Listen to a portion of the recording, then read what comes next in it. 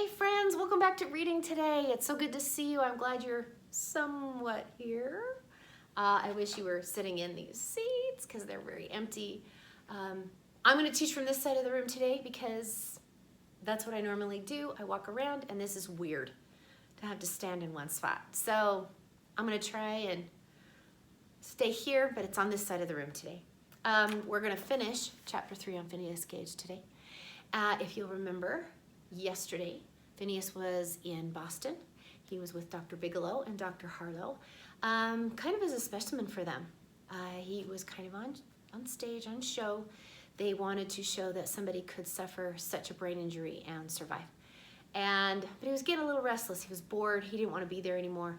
So he went to New York, became part of the circus. Yeah, supposedly, right? Not specific paper trail. That's just kind of what his mother said.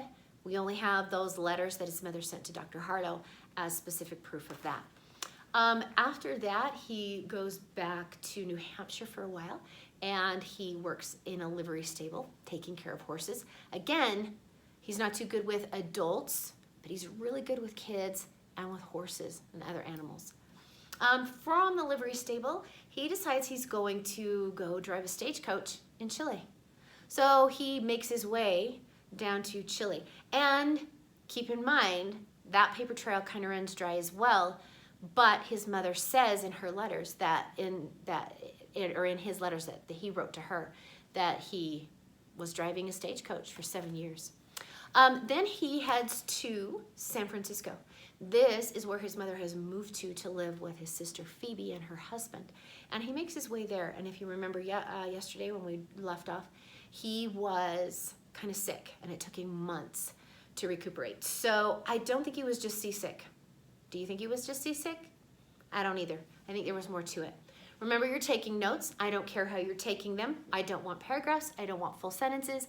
I just want a list of jobs. That's all I'm asking for, all right? And I don't care where you take them. You can put them on a Google Doc. You can put them on paper. I don't care. Just make sure you have it so you can do tomorrow's activity. Are we good? All right, let's pick up. In San Francisco, Phineas is not a good invalid. What does invalid mean? Yep, invalid means not a very good sick person. An invalid is somebody who is bedridden. They can't do some things for themselves because they are very sick. He doesn't make a very good invalid. He hates resting. And we know this, he likes to work, right? He really likes to work. He has worked hard all of his life on the family farm, on the railroad, in the livery stable, and on the Chilean stagecoaches. As Phineas gradually feels better, he wants to go right out and get back to work. Finally, Phineas takes a job plowing for a farmer near the little town of Santa Clara. Phineas tells his mother that he has no trouble with the farm work, but he soon quarrels with the farmer. Does that surprise you? Shouldn't. He moves to another farm, and then another. So has he had a lot of farm jobs? Yes, he's had a lot of farm jobs. Is it because he doesn't like the farm work? Or is it because he can't get along with the farmer who owns the farm? Probably the second one, right? Phineas is always finding something which did not suit him in every place he tried. That February, he is back in San Francisco for a visit. At the dinner table, he suddenly falls into a fit. Now, when we talk about fit, don't have a fit, that's somebody just kind of freaking out. Sort of. But at this time, in this day and age, a fit is an epileptic seizure. He is having a seizure. Epilepsy is not a disease, but a complex of symptoms. Basically, a seizure is an electrical storm in your brain's nerve cells. It can begin in one area of the brain and spread to other regions, sometimes sending your muscles into involuntary convulsions. Seizures are relatively common. About 1 person in 200 will experience a seizure, mild or severe, at some time in life. But an epileptic seizure is only a symptom. The cause can be anything from a tumor to an inherited genetic disposition to seizures to a blow in the head. Phineas had a blow to the head. Those can cause seizures. In our time, we control most epileptic symptoms with powerful drugs called anticonvulsants, because uncontrolled seizures can cause their own brain damage. In 1860, severe epileptic seizures are not controllable. They do not have medicine at this time to control these. All they can do is try and make him comfortable, let him have these seizures and try and help him the best they can. All the doctors in San Francisco can offer Phineas are theories, useless drugs, and nursing instructions. After that first seizure at his sister's dinner table, he recovers almost immediately with no memory of the fit or any ill effect. Within hours, he has 2 more. In the morning, he wakes up feeling like his old self and insists that he has to get back to work.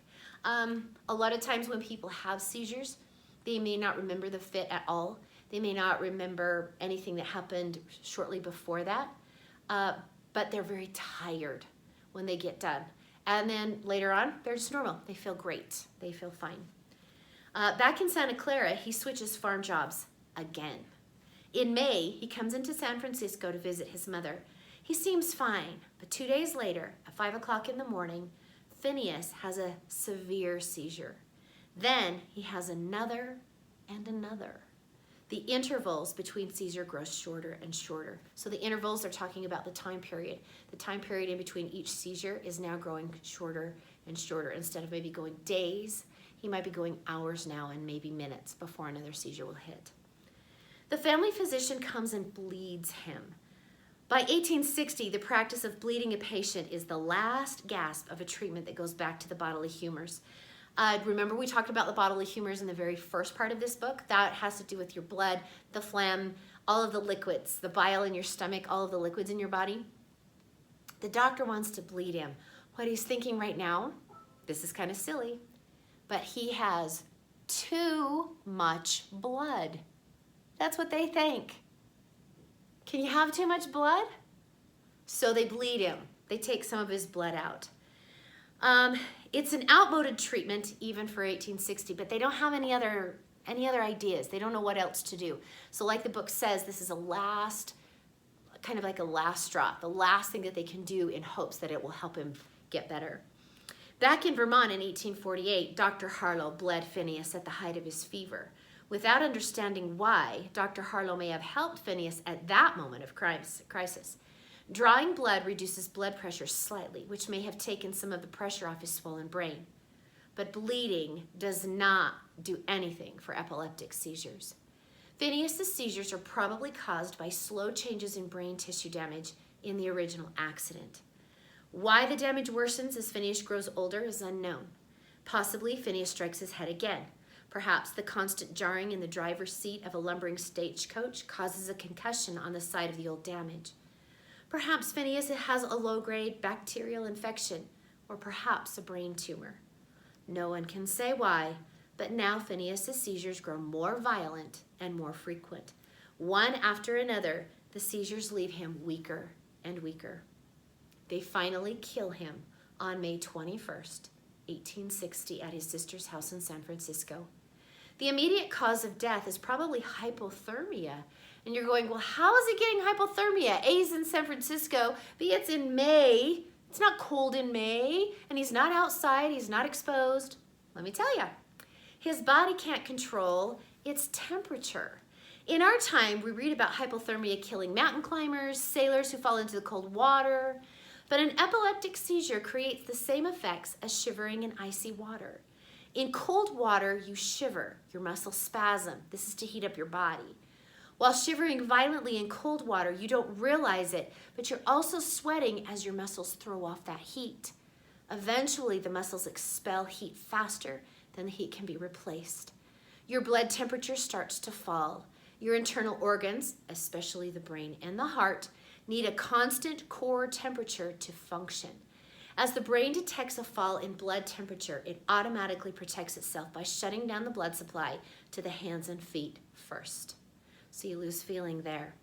If you keep losing heat, the brain shuts down blood circulation over a larger and larger area of your skin.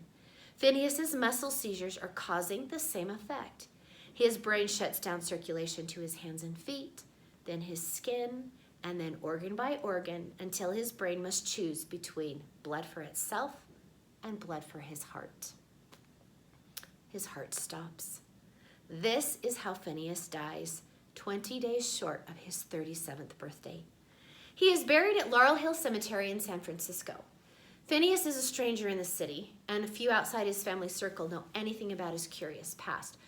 No California newspaper notes his death or burial. Family news travels slowly across the country. Back east, the country is drifting towards civil war when it breaks out the following April. Doctors soon have more pressing concerns than Phineas Gage. So Phineas Gage, his story started before the Civil War did. His story starts and ends before the Civil War does, and then ultimately, like our last story, Chasing Lincoln's Killer, with Lincoln's death. Half the world away from San Francisco in 1862, French surgeon Paul Broca in Paris announces a discovery that finally turns brain theory into brain science. Dr. Broca shows how damage to one very small spot on the brain causes one very specific kind of damage. Broca is still unable to study a living brain, but he has been performing autopsies on the brains of stroke victims. A stroke is an interruption of the blood supply to the brain that causes localized damage and often leaves stroke patients without the ability to speak. Broca notices that in the brains of a stroke patient who'd lost the power to speak, there is visible damage in a small area on the outside of the left frontal lobe. The spot becomes known as Broca's area. To find it, put your hand on the top of your left ear, directly above your ear hole. So right here, here's your ear, put it right here. And then move your fingers about 2 inches forward, right in here, just a little bit below your temple. Underneath the skull is your Broca's area. If you damage this area, you'll lose the ability to speak if it's damaged. In medical language, you will have what they call aphasia. Soon after Broca's announcement, a German named Karl Wernicke identifies a second area on the left temporal lobe that separately controls the ability to understand speech. The loss of the ability to understand what is said to you is called receptive aphasia. Who could have imagined that these two skills would be controlled from two different places in the brain? Broca's and Wernicke's areas are the first anatomical proof of localization. So were the localizers somewhat correct? They were, right? Because the localizers, remember, they believed that specific parts of your brain controlled specific organs, or they were specific organs themselves. So the localizers were somewhat correct. Remember, there's not specific organs, but this part of the brain controls specific organs in the body. Were the whole brainers somewhat correct? Because remember, the whole brainers thought that the whole brain controlled everything, which it does, right? But kind of in the end, they were both wrong. But both groups had something that they believed that was a little bit correct. Let's see. Other brain researchers soon learned to use low voltage electricity to stimulate specific points on the brain. Bit by bit, the map of the brain grows more detailed and more localized. The new scientific map of the brain has no relation to an old friend, the phrenological head. Remember that picture in our book? Let me see if I can find it. This one? Yeah. It is localized. We have certain parts of our brain that control certain parts of our body or certain areas of our body, but it's nothing like this, right? Nothing like this. So because of this new scientific discovery, phrenology falls into disgrace, even though, I gotta turn the page, even though the phrenologists were right about localization. The whole brainers are also shaken. If speech is localized on these two spots, how could someone with massive frontal lobe injuries, Phineas Gage, for example, because remember, this is the frontal lobe, and this is where he was damaged, how come he can speak? And yet Dr. Harlow had said that Phineas had fully recovered. Did he fully recover? Think about it. Think about it. And what do they mean by fully, right? That's the question right there. Dr. Harlow had said that Phineas had fully recovered. Of course, few doctors in Boston remember much about the Gage case now, and even Dr. Harlow has lost track of Phineas. By the time Harlow finds Phineas again, he's too late.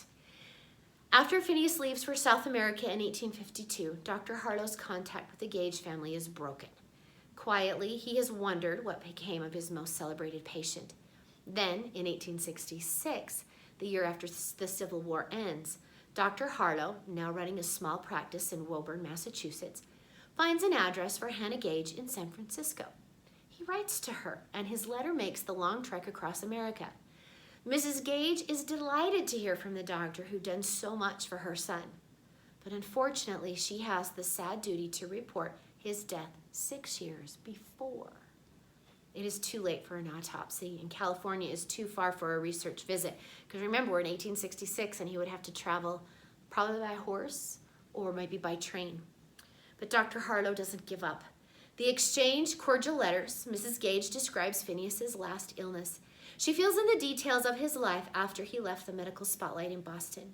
She recalls how Phineas was extremely fond of his little nephews and nieces.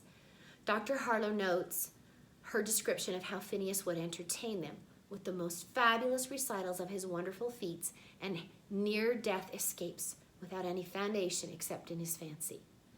Dr. Harlow concludes that Phineas had a great fondness for children, horses, and dogs, only exceeded by his attachment for his tamping iron, which was his constant companion during the remainder of his life. So again, wherever he went, he still carried that tamping iron.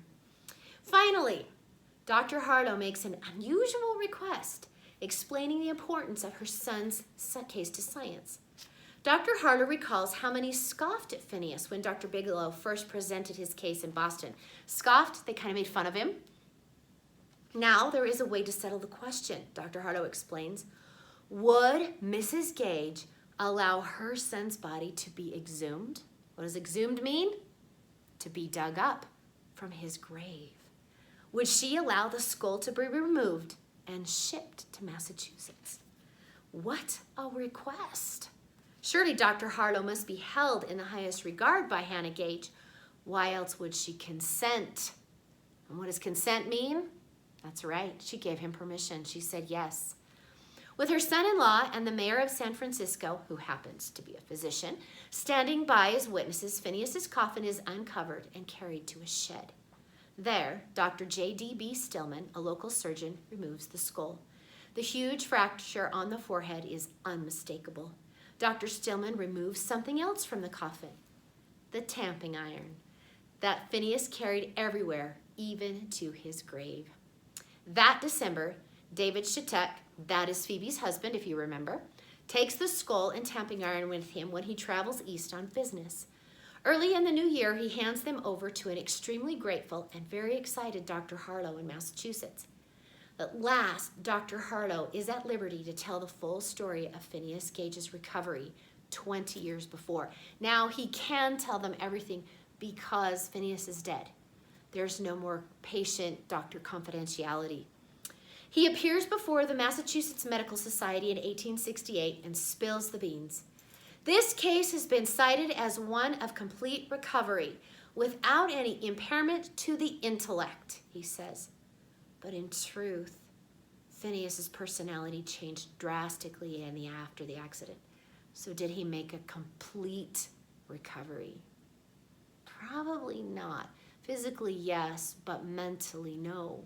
There was lots of damage in certain areas.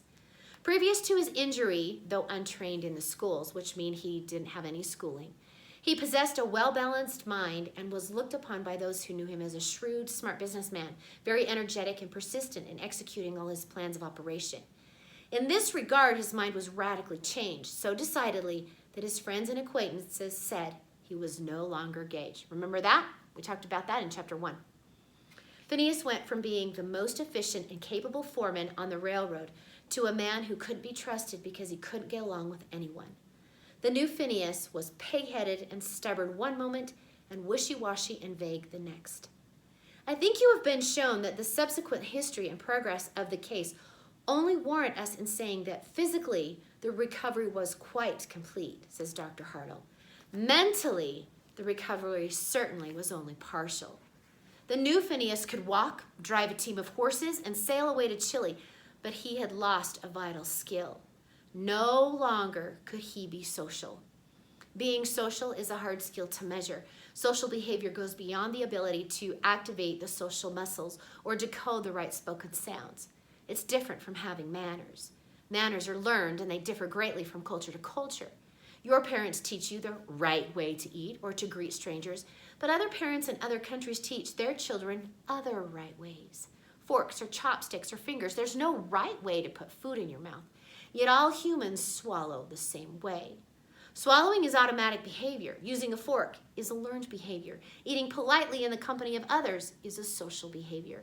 In your brain, Broca's area may let you speak, and Wernicke's area may let you understand.